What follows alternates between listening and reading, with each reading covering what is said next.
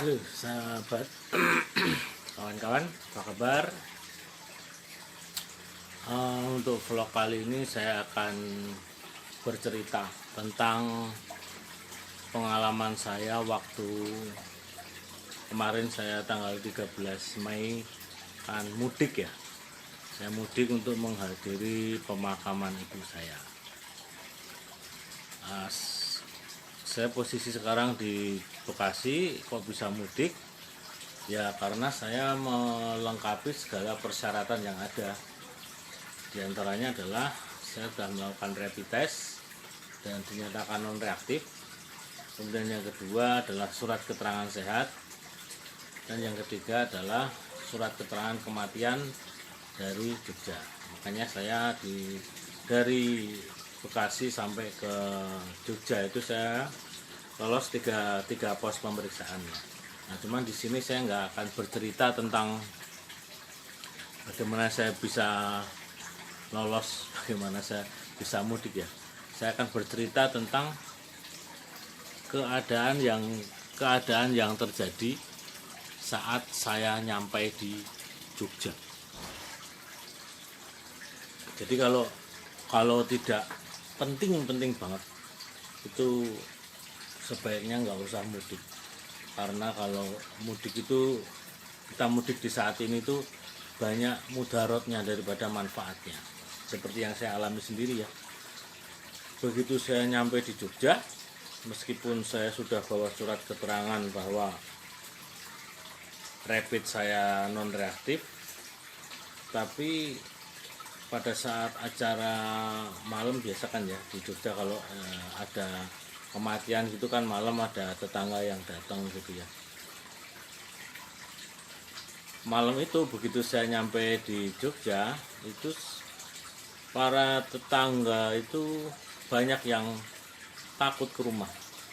Bahkan teman baiknya orang tua saya, teman baiknya ibu saya itu nggak ke rumah.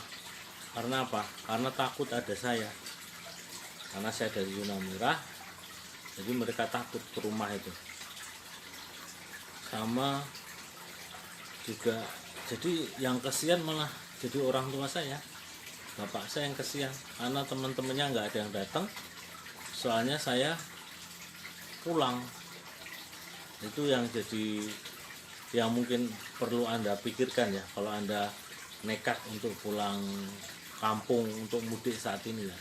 Mungkin Anda senang ketemu orang tua, ketemu saudara, cuma saudara Anda nggak akan senang di sana, tetangga pun enggak. Seperti itu. Jadi waktu ada kematian itu ya kami sekeluarga inti aja yang beres-beres, karena keluarga tetangga pada takut untuk bantuin. Jadi kesian, malah saya kesian sama kakak saya yang di sana, kesian sama orang tua saya, sama bapak saya. Gitu saya nggak mudik, saya dalam hati saya kemarin itu. Cuma ya gimana lagi, ibu meninggal masa kita nggak pulang ya. Nah itulah, kalau memang penting sekali ya silahkan mau mudik gitu. Cuma kalau enggak, sebenarnya menurut saya malah banyak mudaratnya daripada manfaatnya, seperti saya bilang tadi. Nah terus begitu selesai 3 harian di rumah orang tua saya terus mudik ke rumah mertua di Klaten.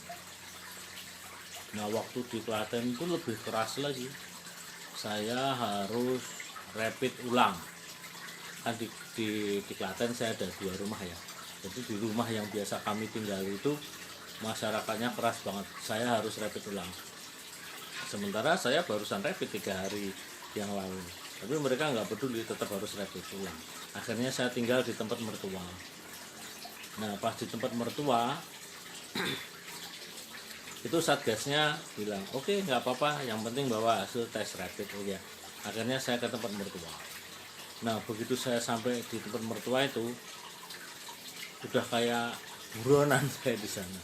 Jadi ada rumah itu satgas covid itu ya, ada Bu Bidan Desa, ada Pak RW, ada Pak Tentara, ada Pak Babin, semua mendatangi saya. Udah rasanya seperti pesakitan deh, nggak nyaman.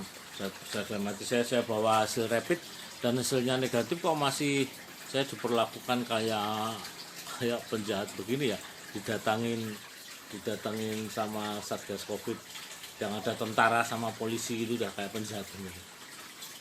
Nah terus yang efek yang paling nggak enak lagi, akhirnya kedua mertua saya sama anak-anak saya yang di sana dikarantina karena mereka barusan mendapatkan tamu dari orang daerah zona merah. Jadi sampai saat ini bapak ibu saya di karantina di rumah, nggak boleh keluar. Sekarang coba Anda bayangkan, kalau yang Anda datangin di kampung halaman itu petani yang dia harus ke sawah, gara-gara Anda datang dia nggak boleh keluar rumah, sawah siapa yang ngurus? Hancur semua, padi yang waktunya panen nggak bisa kepanen, merusak. Terus misalnya ya banyaklah hal yang nggak enak gitu. Misalnya orang tua yang Anda datang itu adalah pedagang di pasar. Begitu Anda nyampe di sana, orang tua nggak boleh keluar, nggak bisa ke pasar, siapa yang cari nafkah? Atau misalkan keluarga Anda di sana punya warung sebagai mata pencahariannya, karena Anda datang warung nggak boleh buka, nggak ada orang yang beli, dapat uang dari mana? Malah susah. Kita malah membuat susah. Belum lagi kalau kita ternyata karier, kita menularkan penyakit. Jadi dari pengalaman saya itu, saya sendiri mengalami, kalau enggak penting amat, nggak usah mudik, nggak usah pulang kampung. Yang sengsara itu saudara-saudara orang tua Anda yang di rumah, bukan Anda.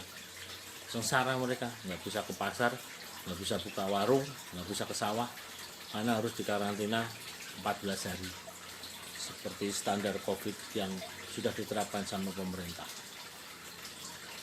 Oke, mungkin itu aja ya,